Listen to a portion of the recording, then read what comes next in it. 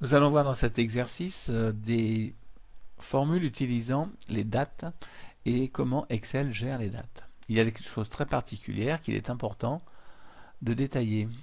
Alors voilà une date. Je me mets dans cette cellule C3 et je vais taper par exemple la date du 5 mai 2005. Alors pour taper cette date d'ailleurs j'ai utilisé pavé numérique avec le séparateur slash. Alors la même date, je vais l'écrire dessous, le 5 mai 2005. Voilà. Et je vais la mettre, comme j'ai écrit ici, en format standard. Donc, le fait de l'avoir écrite, ça l'a mis en format date, et je vais la passer en format standard.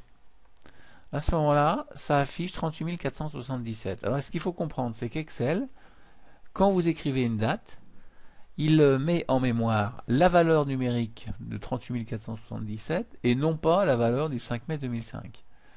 5 mai 2005, pour lui, ce n'est qu'un mode de représentation de la date qui nous convient à nous, humains, tandis que lui, Excel, calculateur fou, il raisonne en valeur purement numérique. Alors que veut dire ce 38 477? Eh bien pour lui, c'est un nombre de jours. C'est-à-dire qu'il y a, depuis une certaine référence, 38 477 jours découlés.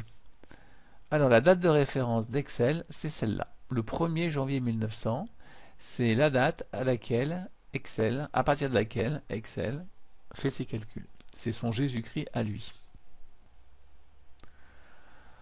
Alors je reprends notre exemple. La date du jour aujourd'hui, je vais la mettre dans la cellule E3. Alors notez que je fais une petite colorisation pour bien savoir où on est.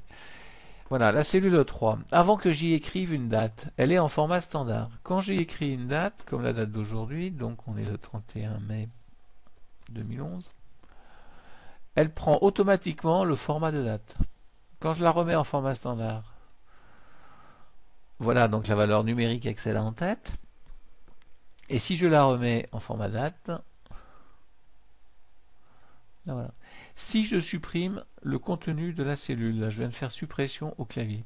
Pour autant, le format de date a été conservé. C'est un peu un piège. C'est-à-dire, si vous écrivez derrière le chiffre 10, par exemple, au moment où je vais valider, vous n'avez pas 10 qui apparaît, mais vous avez le 10e jour depuis le 1er janvier 1900 et on se retrouve le 10 janvier 1900. Donc il faut noter une chose, c'est que quand on veut supprimer une cellule qui contient une date, il faut au clavier utiliser la touche suppression pour supprimer la date, mais il faut en plus, en termes de format, revenir à un format standard. Voilà.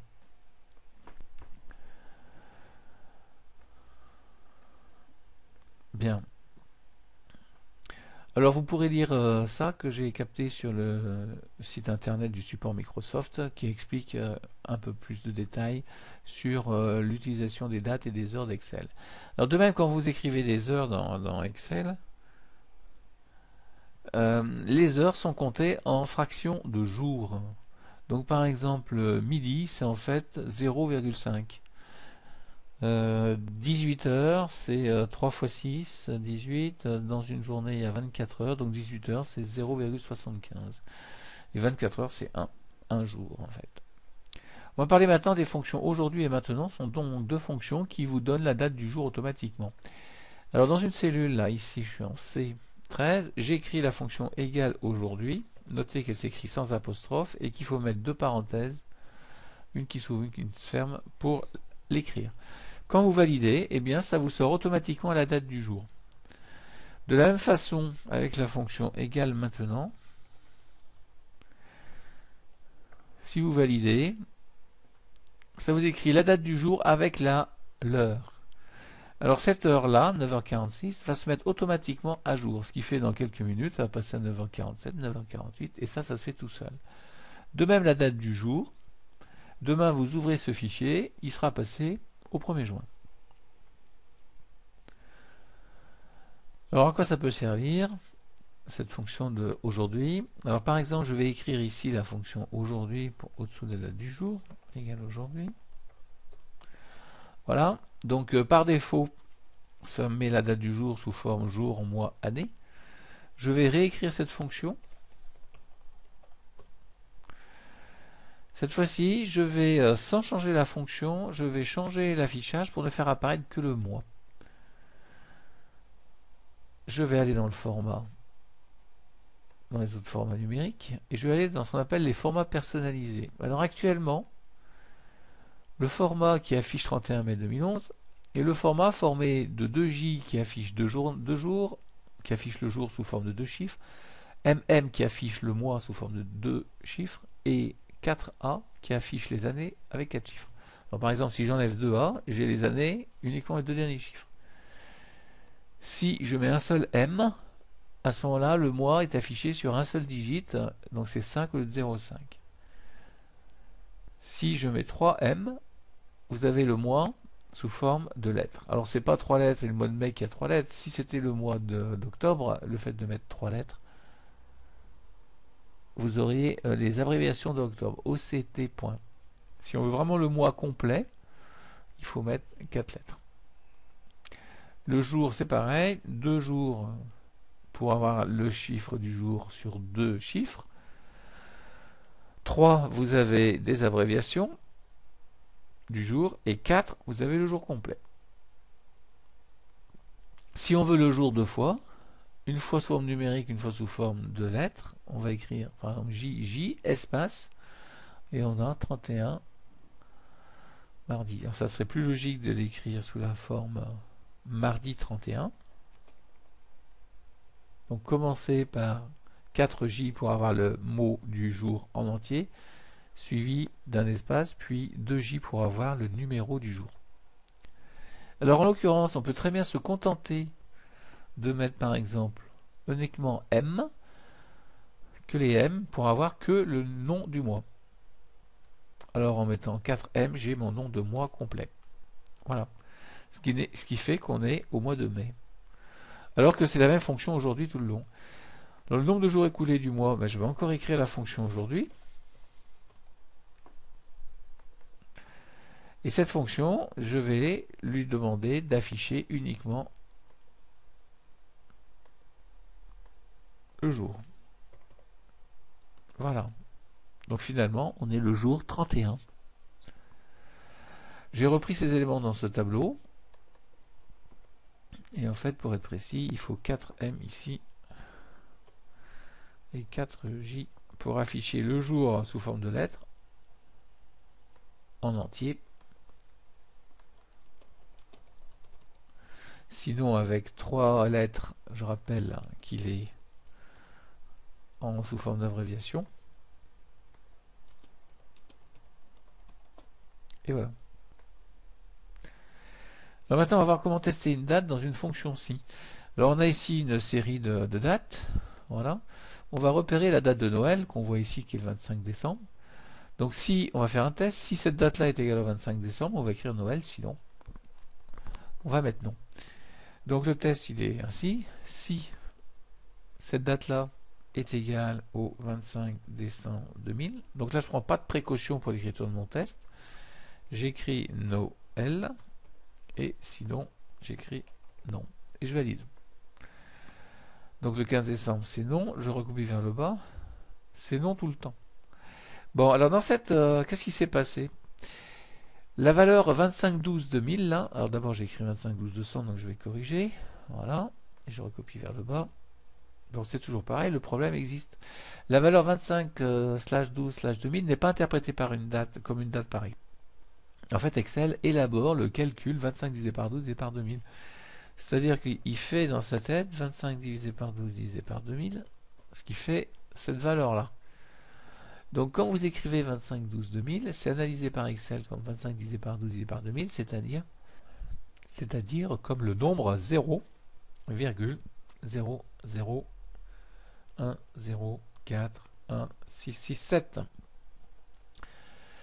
Bon, ça n'a absolument rien à voir avec une date, ça. Donc on se retrouve avec un test qu'Excel ne va pas interpréter correctement.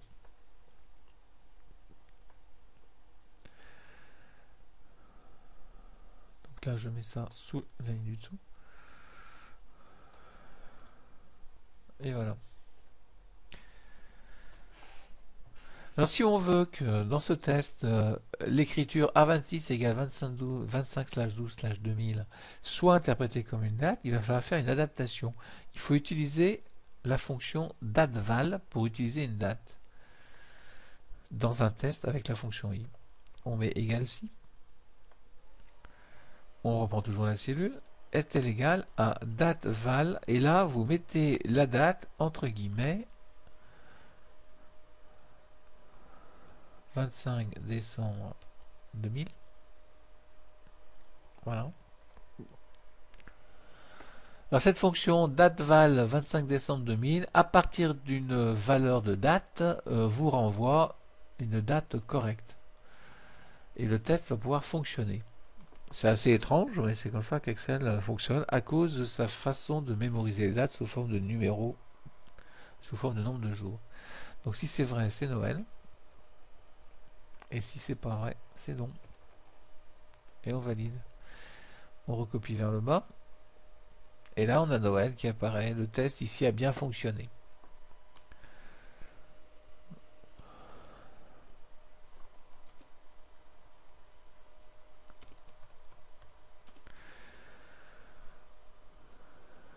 Voilà, donc là, je rappelle ça. Alors, j'ai noté ça ici. C'est-à-dire que ça, ce qu'il faut retenir, c'est que cette formule ne fonctionne pas et que celle-là, par contre, elle fonctionne. Voilà. Donc ici, vous avez en vert la formule qui est correcte en utilisant la fonction dateval et en mettant la date entre guillemets. Donc une autre façon consisterait à faire le test avec 36 885 qui est la valeur sous forme de nombre de jours de 25 décembre 2000. Dans le cas d'un test utilisant la fonction SUMSI, la règle est beaucoup plus simple parce qu'on peut écrire la date telle qu'elle. Alors par exemple, on a ici des équipes qui sont arrivées lors d'une compétition. On cherche à savoir quels sont le nombre d'équipes arrivées le 15 mai. Donc on va compter la fonction NBC. Donc dans cette plage-là, combien d'équipes sont arrivées le 15 mai 2000? Alors notez que tant que j'ai pas mis de guillemets, 15 divisé par 5 divisé par 2000 est calculé par Excel et c'est un nombre. Et donc il n'y a aucune date qui correspond à ce nombre-là. Donc c'est pour ça qu'on a 0. D'où l'importance de mettre des guillemets, parce qu'à ce moment-là, la date est vraiment interprétée comme une date. Et le 15 mai 2010, parce que c'était ça la question, vous avez deux cellules qui correspondent à ça. Combien d'équipes sont arrivées après le 15 mai? Bon, bah, c'est quelque chose qui ressemble. Et cette fois-ci, c'est un test avec une inégalité supérieure au 15 mai 2010. Alors toujours rien, tant que j'ai pas mis mes guillemets, et dès que je vais mettre mes guillemets, ça va fonctionner. Voilà, il y a une équipe qui est arrivée après le 15 mai. On peut, dans les fonctions SUMSI, avoir la même mécanique. Alors ici, je vais compter les effectifs, c'est-à-dire quels sont ceux qui sont arrivés le 15 mai, quel est l'effectif de ceux qui sont arrivés le 15 mai, et bien c'est la somme.si. On fait dans la plage du critère, le critère c'est être arrivé le 15 mai, entre guillemets, et on fait la somme dans cette plage. Voilà, donc arrivé le 15 mai, on en a 5 qui sont arrivés, c'est la Suède, et puis 9 en Angleterre, ça fait 14 en tout. Et ceux qui sont arrivés après le 15 mai, c'est toujours une somme conditionnelle avec un test d'inégalité. Donc on va prendre toujours cette plage-là. Après le 15 mai, donc on va mettre supérieur au 15 mai 2010. Voilà. Donc l'écriture d'un test avec les fonctions SUMSI et NBC est beaucoup plus simple que dans l'écriture d'un test dans une fonction SI, dans le cas de l'usage d'une date. Alors ces formules-là, je les ai préécrites ici, et en le repassant en noir, les voilà. Test maintenant utilisant une date saisie dans une cellule externe. On a une date de clôture ici au 15 décembre, des personnes qui s'inscrivent. Alors, celles qui sont inscrites avant le 15 décembre, leur dossier va être accepté, sinon ça ne va pas être le cas. Donc, je vais refaire le calcul. Eh bien, si cette date-là est inférieure ou égale à la date de clôture, donc là finalement c'est relativement simple, il n'y a pas à prendre de précaution bien que ce soit une date. On récupère la référence de la cellule simplement avec un dollar parce qu'on va recopier vers le bas. À ce moment-là, c'est OK. Bon, et sinon, c'est que la date est après et c'est trop tard.